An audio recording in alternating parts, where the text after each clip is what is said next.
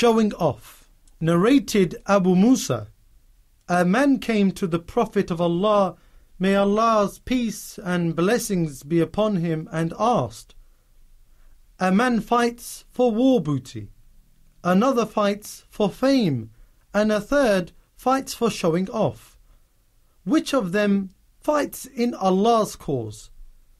The Prophet, may Allah's peace and blessings be upon him, said, he who fights that Allah's word should be superior fights in Allah's cause.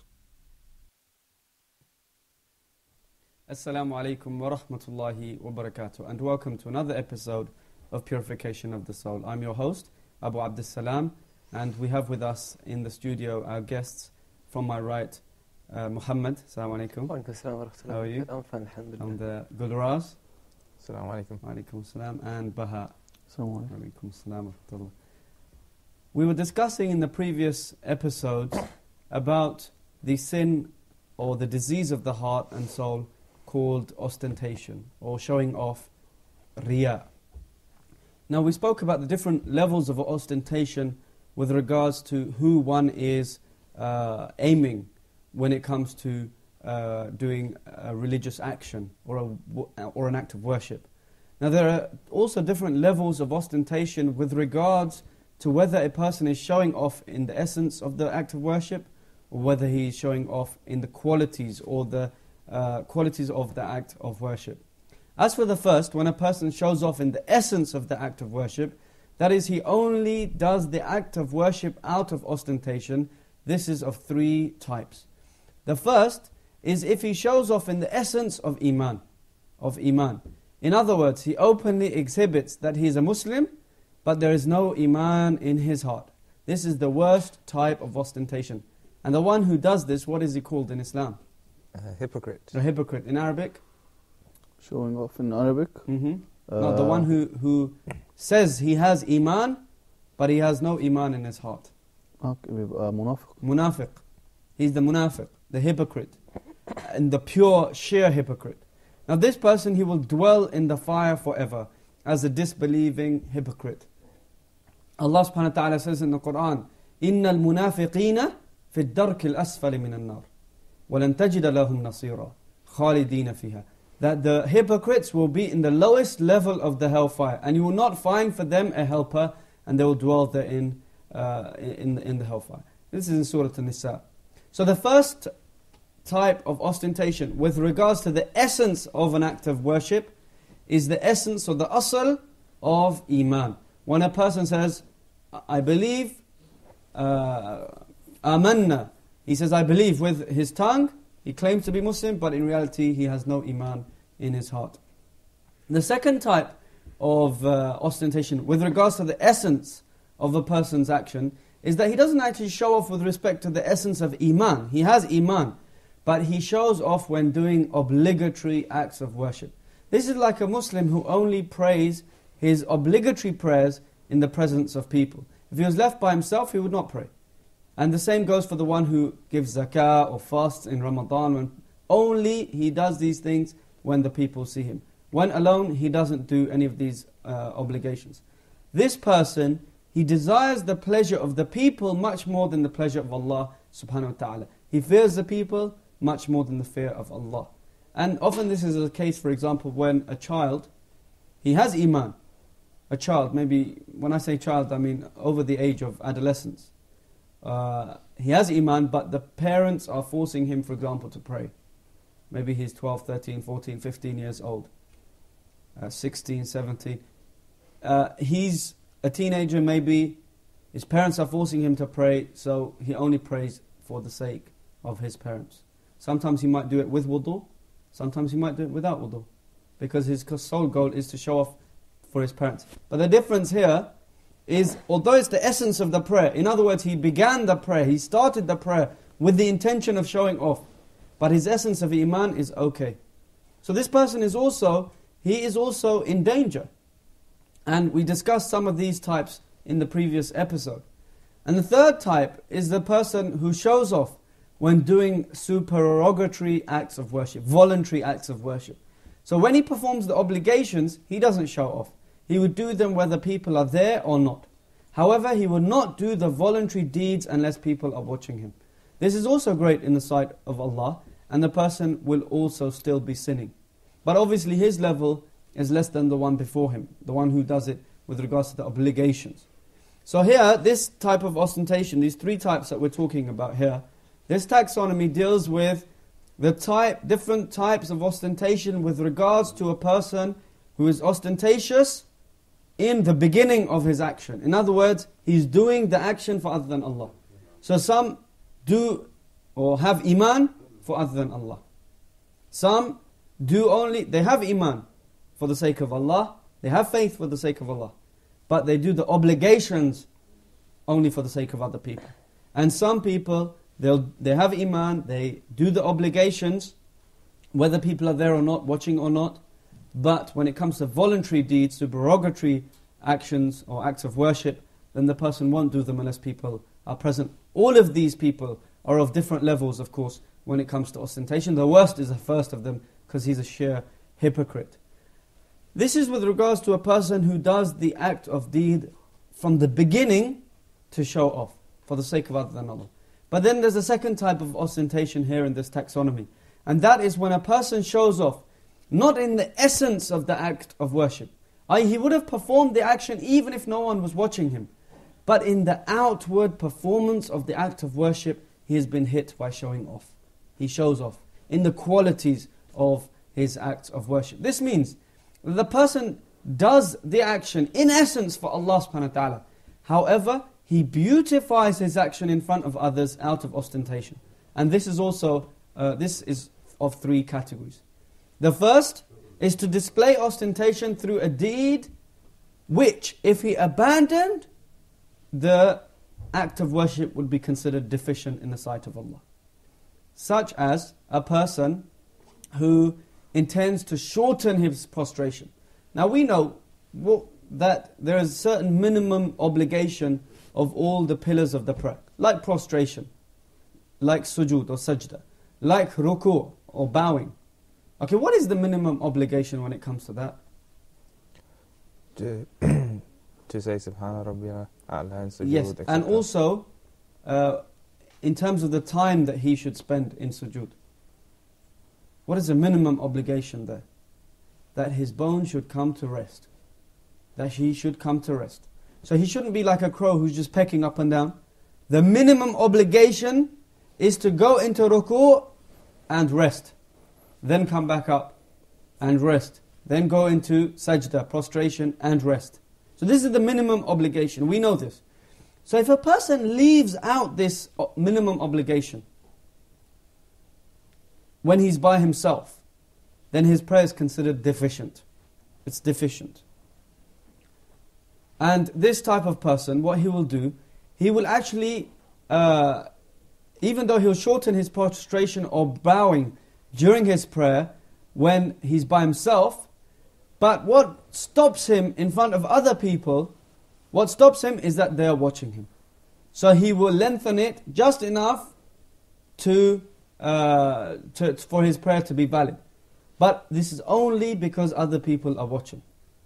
Okay, and this will become a bit clearer in the next type of person, when we're explaining the next type of person. So, this type of person, we're saying, the essence of the prayer was for whom? For Allah. Was for Allah subhanahu wa ta'ala. And the thing is, he was leaving a certain obligation in the prayer, that because he abandoned this obligation, if he were to abandon this obligation, the prayer would be deficient. But the only reason he does that obligation in the prayer, for example, lengthening the prostration or the bowing, for just enough time such that his bones come to rest, which is an obligation in the prayer. He does that only because people are watching him. Now the second type of this is this ostentation through a deed by leaving something which did not constitute a deficiency. But instead it is an extra. Okay, it's an extra. So for example, to say Subhana Rabbiyal A'la. Okay, if you do it once in sajda, it's obligatory. But if you do it twice or thrice, then this is the sunnah, or thrice, 5 times, 7 times, in an odd number of times. This is the sunnah, it's recommended. So a person, he may only do one time, he may only recite once, Subhana Rabbiyal A'la, which is the obligation. So he does the obligation in the prayer. But in front of other people, when they come, then he recites it 5 times. So he's elongating the prayer, but by doing a deed which is not something obligatory of the prayer. It's a virtuous merit, if you like. It's something extra. It's a sunnah or a mustahab, recommended action part of the prayer. The third type is a person who, he doesn't leave something obligatory, and he doesn't leave something which is voluntary with regards to the prayer itself. But he displays ostentation through doing acts which do not belong to the supererogatory category, such as arriving at the masjid well before other people. Sorry, let me repeat that. He is doing acts of worship that belong to the supererogatory category, but they don't actually belong to the act of worship itself. So for example, the prayer.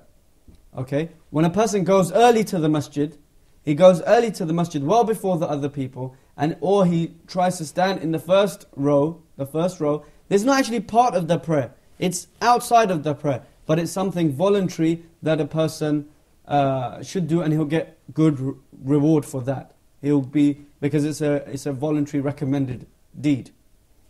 So this type of person, if he was by himself, he would not rush to the masjid to go early and try to get the front row.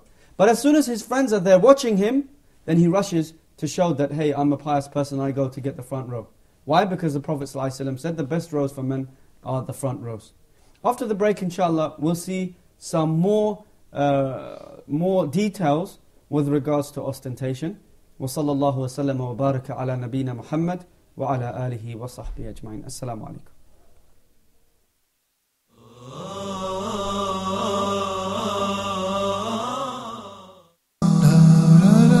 Closing the Gap.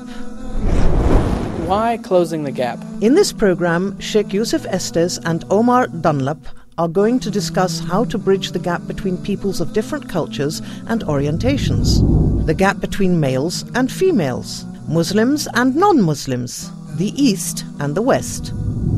Human beings feel like that they're being slighted one way or the other. The gap between the youth and the elders, the gap between various status in the work field and education, and then trying to provide solutions for these particular problems.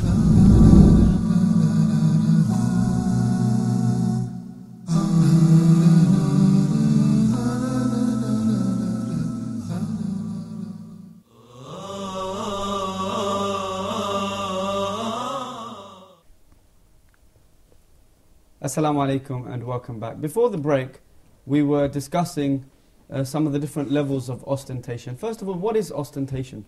Showing off. Showing off in Arabic? Riya. Ar-riya. And riya comes from the word ra'a. What does ra'a mean? To see. To see. And to ra'i, which is actually the real root of riya, means to show off, or to be ostentatious. Now, there are different types of ostentation. There is that which is in the essence of an action, and that is of 3 different categories. What are they? Firstly, the worst of which, where the one who does this is deemed a pure and sheer hypocrite, is? When the action is solely for the sake of people seeing him. Yeah, so iman. When a person does an act of worship, and that worship being faith, or iman, solely for the people seeing him. Solely for the people seeing him. The second is that with regards to obligatory deeds, that he does this solely for the people seeing him. And the third is with regards to voluntary deeds. And in all these 3 cases, if the people weren't there, he would have not done these acts of worship. He's only doing these acts of worship, in other words, claiming to be a believer, doing the 5 pillars, for example, and doing the voluntary deeds, for example. So these 3 things he'll only do when people are there. This is in the essence of the act of worship. The second type, we said, of ostentation is that with regards to the qualities of the act of worship, beautifying acts of worship. In other words, the essence of the act of worship is there, but a person beautifies it more in order for the people to see. And we said that this is also of three types. One is when a person does an action which he would have normally left, and that action would make deficient his act of worship. And what's an example of that? For example, he would have prayed anyway. He would have prayed anyway, but because people are looking, he lengthens the sujood, or the his recitation, prostration, and ruku', his bowing. To the extent that if they weren't there, he would have only lengthened it. He wouldn't even have lengthened it. He'd gone down and gone up straight away, without even the minimum obligation of that ruku' and sujood. So in this case, he's doing an act of worship. He's doing a particular quality. He's bringing into a quality of his act of worship a level that if he had left, his act of worship would have been deficient. And the second is when he brings into his act of worship something that if he'd have left, it would not have made the act of worship deficient. In other words, it's something voluntary that completes or perfects the act of worship. Like what? Like extra Subhana Rabbiyal A'la. Yeah, like extra dhikr or remembrances of Allah subhanahu wa ta'ala. Like extra saying Subhana Rabbiyal A'la 3 times or 5 times. Because the first one is obligatory. And if one says it 3 times or 5 times or 7 times and so on, then these are voluntary. So a person normally would only say it once, the obligation. But then when people are there, he starts to say it 3 times, 5 times, 7 times and so on and so forth.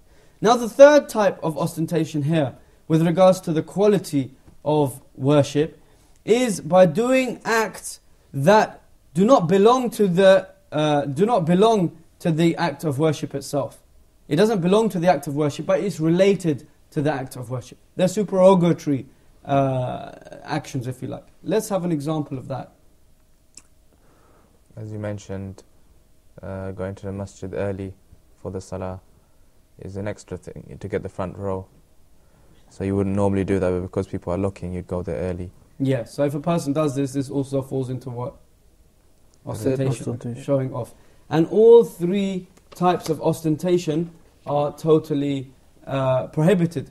And why are we going into so much detail of the different types of ostentation and the different levels and so on and so forth?